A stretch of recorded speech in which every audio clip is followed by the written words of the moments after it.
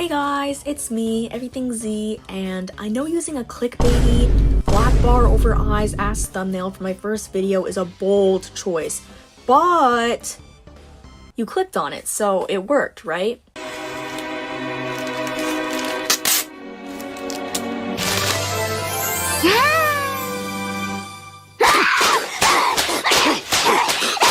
Okay, but seriously, despite what it looks like, I don't actually hate Jax.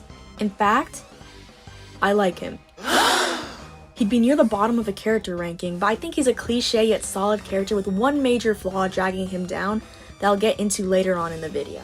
Obviously, I don't think Jax is responsible for all of the Amazing Digital Circus's flaws, but many of them are a product of how he's handled, and I believe many of them would be lessened or disappear entirely if he was handled differently.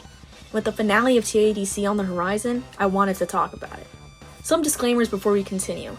This is all my opinion. Feel free to disagree respectfully in the comments. I'm a fan of TADC, but it's definitely not one of my main fandoms. I did my research, but if I missed a detail or said an untrue statement, I'm sorry. Super fans, correct me and don't burn me at the stake. Please, please, please, please, please, please, please! And finally, there will be spoilers for TADC episodes 1 through 8. Yes, to address the elephant in the room, I've seen the episode 9 leaks, but I won't be discussing them in this video because it isn't officially out. And I beg that you guys in the comments don't discuss them either. Not for my sake, but for those who want to watch it blind. It'd be unfair to ruin that experience for them. Now without further ado, let's dive right in. TADC is a story packed with lore to uncover, but has a planned length of 9 episodes.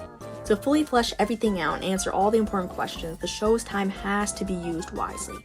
And I know TADC isn't lore focused and is character focused, but the questions of what is the circus, how did they end up here, the nature of Kane, etc., are important to the situation the cast is in that drives their reactions and behaviors. But many say TADC's pacing is all over the place. By the end of episode 7, we still only know surface level information about the cast's lives before the circus, and barely any lore about the circus's creation except that Kinger is involved. Though the latter gets elaborated on in episode 8, even that has problems. As much as I thought Kane's crash out was amazing and really interesting, I agree that it was rushed. Mainly how he was killed off in the same episode.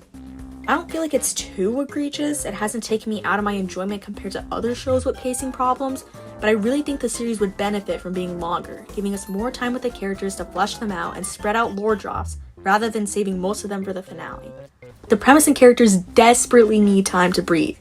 There's so much to explore that can't be touched on, but an even easier solution is to allocate the runtime more wisely. This brings us to the show's interest in Jax and whatever he has going on. Panic attack after panic attack, with an almost abstraction mixed in for good measure. It eventually becomes what's expected of Jax when he's alone on screen. We don't need all of these scenes. So if some of this greedy rabbit screen time was given to other characters and plot points, they could feel less rushed. With 9 episodes, it may never be perfect pacing, but it'd feel a hell of a lot more natural. This is also the solution to the next problem. Even more frustrating is how underdeveloped the rest of the cast is due to all the screen time being given to Jax. There are so many examples I can list of this, such as Gangle having nothing to do after episode 4, or Zubul having little time dedicated to their body dysmorphia to the point it feels like they got over it off screen. I mean, not every little moment needs to be shown, but some of these characters barely get anything. All we know about Pomni, our main character, is that she explored abandoned buildings on her YouTube channel back in the real world. Of course, she doesn't need some crazy traumatic backstory, but we can still get more insight into her life that may explain why she acts the way she does. Pomni's literally the Kohane of TADC. Like, for real, what do we know about Kohane before joining Vivid Bad Squad? Same with Pomni before the circus. Sorry for the Kohane shade, but please, Colorful Palette, give us backstory crumbs, even if it's just the kid model, please! Even development and character relationships are neglected, because why didn't we see Pomni and Ragatha's conversation after the award show? There's been a decent amount of focus on their bond in previous episodes, and the way it was brought up made it feel like it'd be a turning point in their relationship. I feel like it'd be impactful to see it in detail, seeing such a personal moment gives so much insight into their characters. And speaking of Ragatha, she's the biggest victim of this. Oh, episode 5 will be focused on Ragatha, it'll be focused on Ragatha! Only for her to play second fiddle to Jax. She was honest about her feelings for once, but she was still too rude to Jax and had to apologize.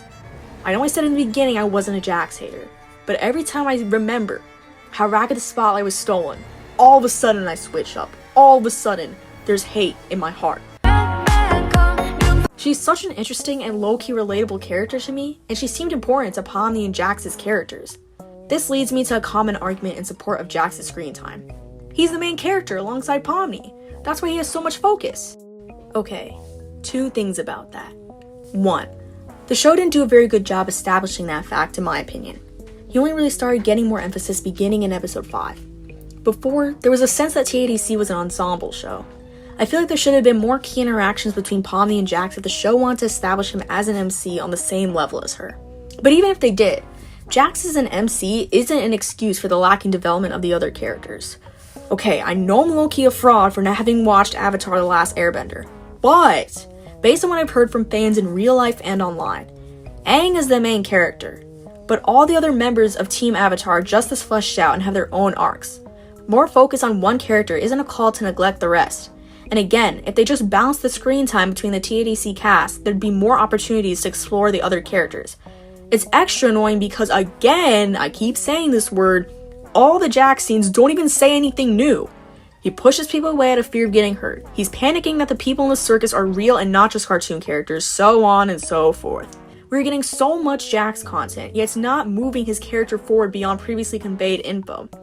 So far I've been going on about how Jax has too much screen time, but that's not really his fault. It's not a flaw baked into the character, but rather the fault of the show's incorrect priorities.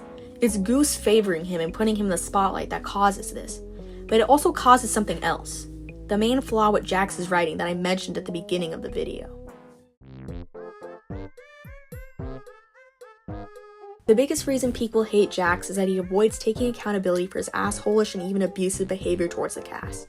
Now, I wouldn't mind if he kept resisting taking accountability because it'd be completely in line with his character to dodge it at every moment, even if being directly called out on his actions. The problem is that the show tries to avoid these confrontations entirely. The characters call him out alright, but it's often brushed over. They barely even give him consequences that are a direct result of his actions. This goes beyond feeling annoyed watching a character get away with everything though. It actively drags down the message the story is trying to convey. The prime example is the discussion scene from episode 8, which I actually don't despise like many do. I don't think the point of the scene was to forgive Jax. Gangle bringing up how they shouldn't fight and instead focus on the situation at hand is just acknowledging that there's bigger fish to fry. And Zubul calling Jax over and acknowledging him as a part of the group is them putting their concern for him as a human being above their personal disdain. Something Jax would never do for them, by the way. Heavy on Zubul and Jax because they're literally seen arguing with each other later in the episode. Clearly they're not buddy-buddy. The show is trying to push a hopeful message about how community is the key to persevering through difficulties, the importance of forging bonds in bleak situations, and that people riddled with flaws are still worthy of love. I love that, yet the delivery of these messages falls flat for many reasons, and I believe the main reason is because they don't grill Jax enough. Zubul's right. Even if it was revealed the button scenario was simply an adventure, Jax was moving like it was real. He was willing to trap everyone in the circus for his own selfish reasons. But Zubul can only get a couple sentences in before Gangle steps in and the entire convo shifts. If they had just spent another minute letting Zubul air out their frustrations with his behavior, it wouldn't feel as if the show brushed off Jax's actions. Also, why is only Zubul saying this? Everyone should be mad. This feeling is only exasperated by Gangle, the biggest victim of Jax, agreeing with him. Even if it was just a springboard for her own point, I understand what's trying to be conveyed here. In life, you are gonna have to coexist with people you don't like, even harmful ones. Trust me, I know. I've had a terrible ex-friend during high school that I had to share some classes with. If we were forced to interact, I'd be polite with them, but I wasn't jumping eagerly to agree with them. Gangle could have made the same point by agreeing with Zubul that what Jax did was terrible, but they can't harp on it too much. And cue the main point. I don't know, I still don't interpret that moment as Gangle forgiving Jax, but it's very Jax-centered when it doesn't need to be. Especially considering all the ways Jax has tormented her. It's Jax, though. He probably wants revenge, and he's gonna make it painful.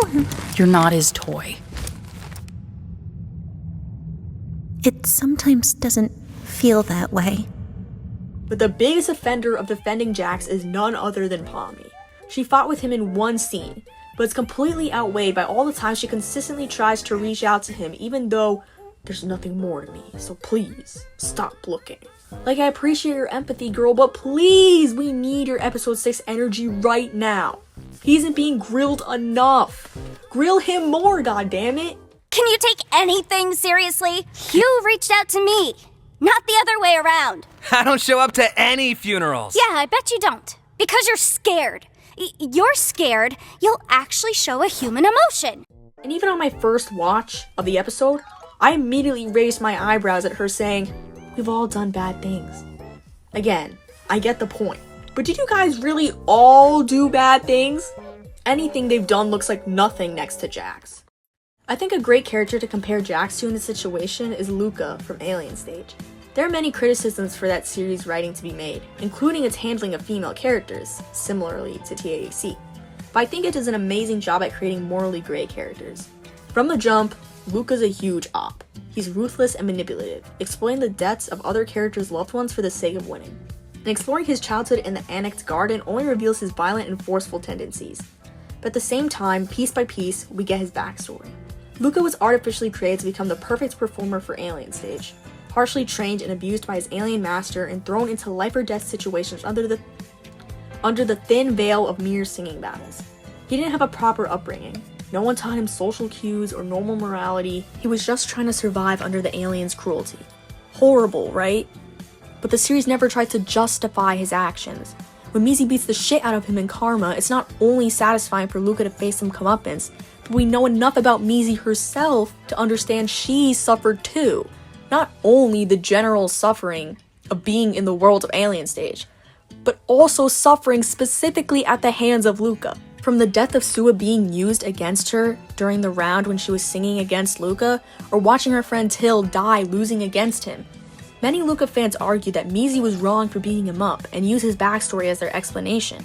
Yes, he did suffer like every other character in the series, but that doesn't erase Maisie's hurt. Jax has trauma and is suffering in the circus, that's why he's acting this way. But so does everyone else. Everyone else is also suffering.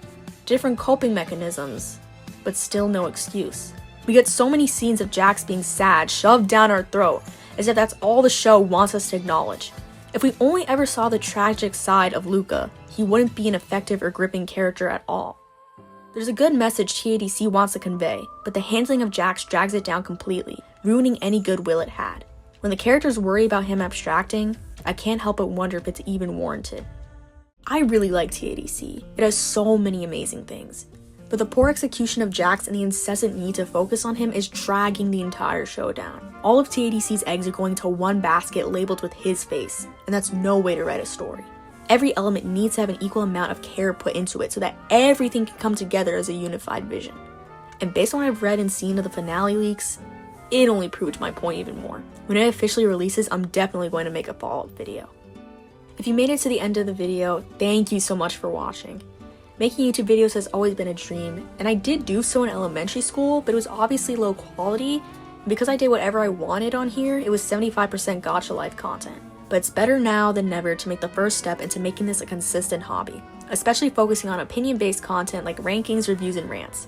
If any of that sounds interesting to you, please like, comment, and subscribe. See you in the next video.